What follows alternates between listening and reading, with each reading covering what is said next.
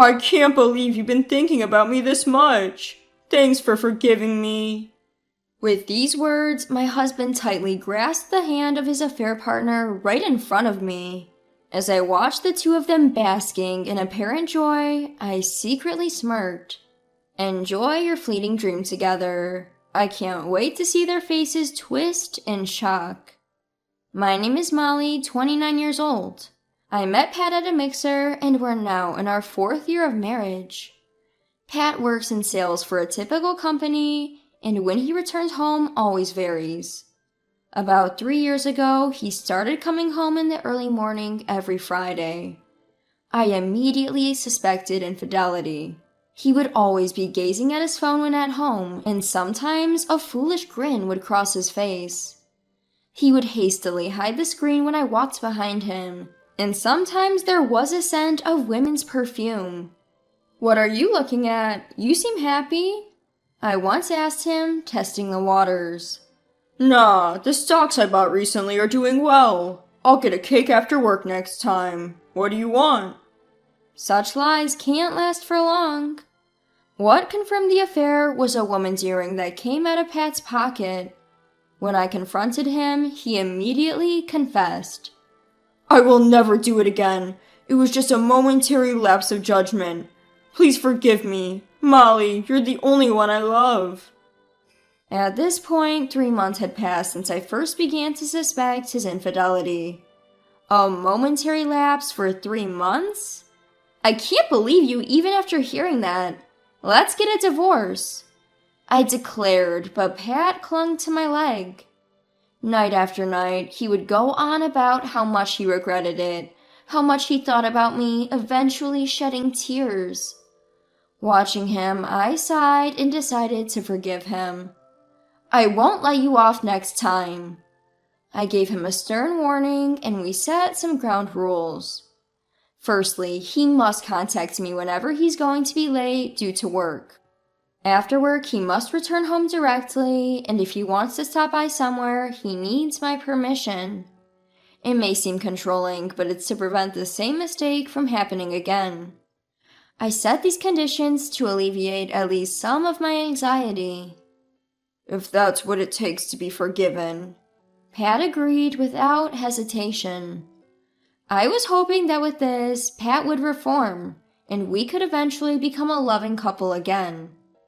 After all, he was the person I decided to spend my life with at one point. Although the wounds from his betrayal hadn't fully healed, I held on to hope for the future and decided to continue my relationship with Pat. However, even if he says such apologies, he's still a man who was intimate with another woman behind my back. Thinking about it just filled me with disgust. For a while, I decided to sleep in a separate bedroom from Pat. Half a year has passed since Pat's infidelity was discovered. He was diligently following the agreed conditions, but lately it seems like Pat is taking the agreement lightly. "Why didn't you let me know you'd be late? We agreed you would tell me when you'd be late, remember?" I questioned him when he arrived home at dawn. Pat let out an exaggerated sigh and retorted, "Do you really expect me to inform you every single time? Sometimes the conversation gets interesting, and before you know it, time has flown. How much control over me do you need?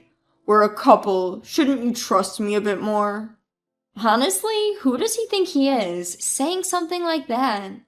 He was the one who caused all of this. Have you forgotten what you did? You were the one who agreed to these conditions, weren't you? If you can't stick to them, you're breaking the rules, right? If you can't keep your promises, I'll have to reconsider our relationship. Upon hearing this, Pat, who had been looking down on me with such confidence, suddenly looked uneasy. "Reconsider? What do you mean?" I mean considering separation or divorce. After all, while I forgave your cheating, I haven't fully trusted you since. If you betray my trust again, I'll consider separation or divorce. At that, Pat clung to my leg, just like the first time, apologizing. "I'm sorry. I'll keep you informed. I can't live without you, Molly. Please don't say such things. If that's what you think, prove it with your actions. I replied coldly and headed to my bedroom. Since then, Pat has been diligent about keeping me informed. While he often comes home late, it seems he has made a good impression on his clients and gets invited to the drinking parties quite often. I have another drinking party today. We're close to sealing a deal. You go ahead and sleep. Reading the message from Pat, I let out a sigh. Maybe if he's going to be late, I should take a detour on my way home. I'm curious about some new cosmetics, and it could be a good diversion. It had been a while, but I decided to go to the department store after work. On my way to the department store, I happened to spot Pat. He was walking arm in arm with a woman, looking quite comfortable. That woman, there's no mistaking it, she was the woman Pat cheated on me with. When I confronted him about his affair 6 months ago, I had him delete all her photos. And there she was, standing next to Pat. He had been talking about his clients and contracts so seriously, and yet here he was, cheating again. What was all that effort for? If he likes other women so much, he might as well just go be with them. My emotions were all mixed up, my body shaking uncontrollably. I need evidence. Next thing I knew, I was taking pictures of my husband's infidelity with my smartphone. I lost any desire to shop and decided to go straight home. The next day, Pat came home in the morning as if nothing had happened. I got carried away talking with clients last night. We were drinking till just now. Listening to their stories is exhausting. I'm gonna take a shower and lie down. I see. He had been out having a good time till morning. Of course he must be tired. From the bathroom, I could hear his cheerful humming. As I listened, my anger, which had been building up, reached its peak. Thinking he could live as he always had, betraying me twice? I will make this utterly selfish husband understand. A week later, as soon as he got home, Pat approached me. Hey, are you okay today? Absolutely not. Don't touch me. When I pushed his hand away from my waist, Pat distorted his face in a split second. Enough already. Do you have any idea how much I'm holding back? He hit my cheek with the hand I had just pushed away. Unbelievable. He was not only cheating, but also getting violent. I shouldn't have forgiven him back then. Overwhelmed with regret, I felt tears welling up in my eyes. But now is not the time to cry. In my pocket, a voice recorder that would serve as evidence was running. You're not holding back at all. If you want to do it so badly, why don't you do as much as you want with your mistress? When I shouted like that, Pat's eyes widened in surprise. You think I haven't noticed? I know everything. What? What are you talking about? Your favorite Anna should be arriving soon. At the same time, the house's doorbell rang. Pat's face turned pale at the sudden appearance of his mistress. In fact, I had been in contact with Anna during the week. The moment she learned I was Pat's wife, she grimaced as if annoyed, but she immediately smiled when I said, I'm going to divorce him. I thought you would hold on longer, but you're surprisingly easygoing, huh? Let's sit down and talk, the three of us. That's how it happened, and I had told Anna to come here at this time today. As soon as Anna appeared, she said, We can finally be together, and quickly wrapped her arm around Pat's. Hey! It's okay, your wife knows already, and we finally agreed, so it's fine. Everything is set? That's right. I interrupted the two's conversation. I can't be with you anymore. Anna will be the one to support you from now on. Lucky you.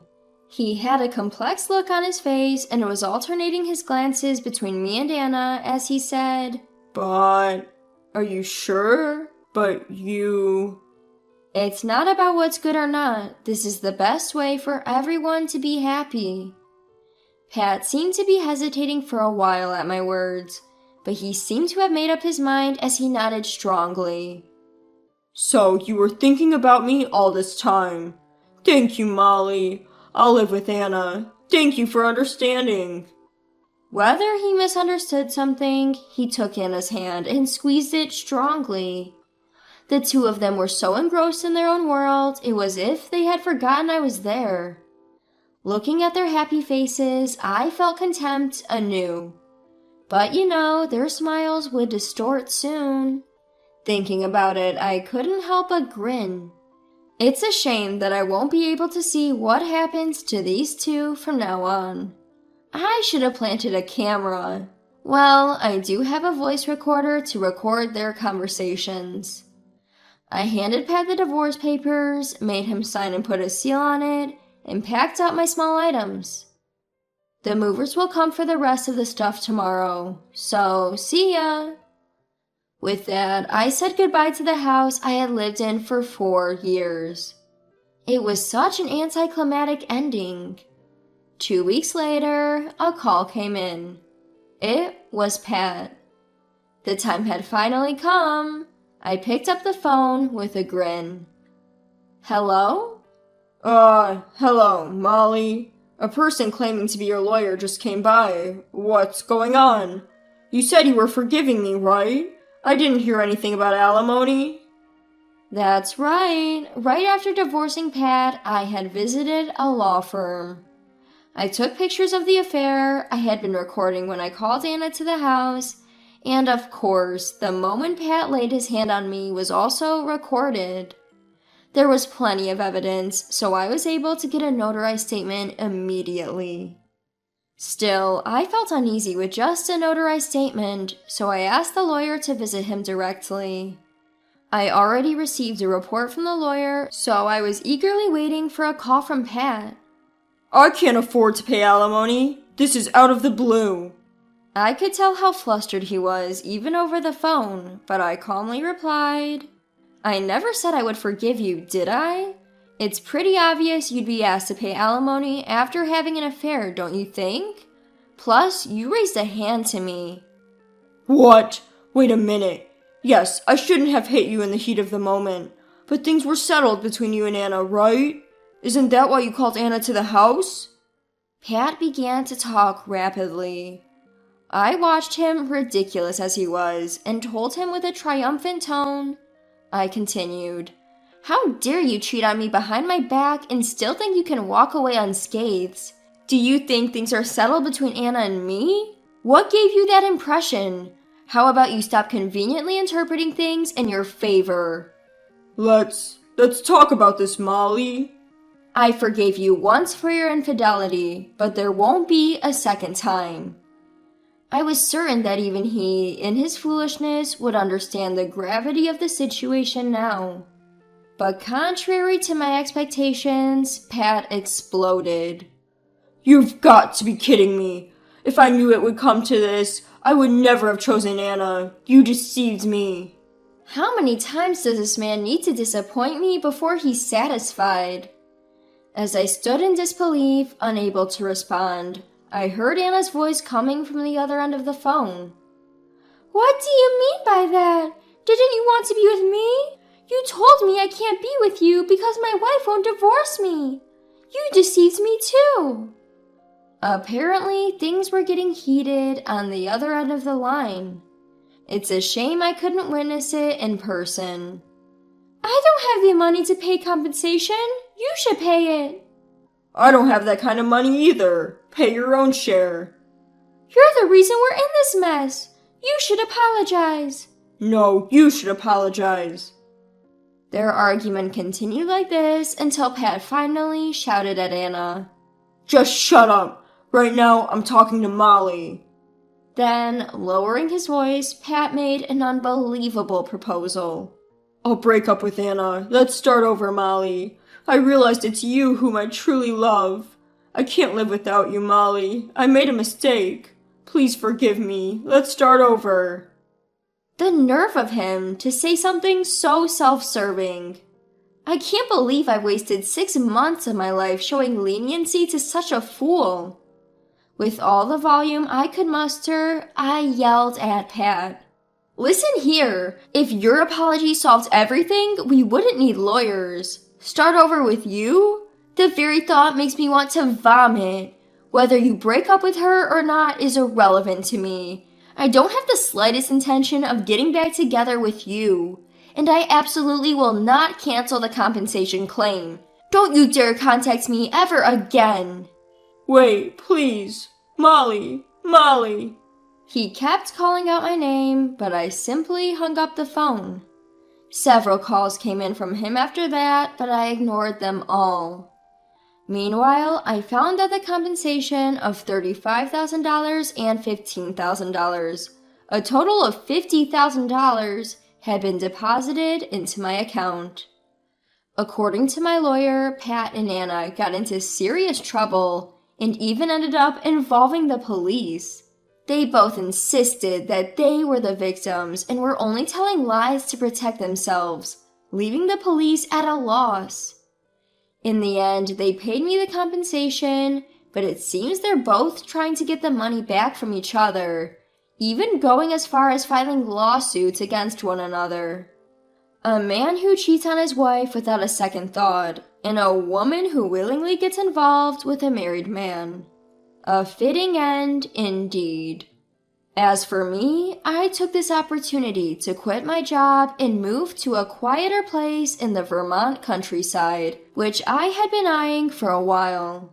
I think I'll take it easy, away from the hustle and bustle of the city for a while.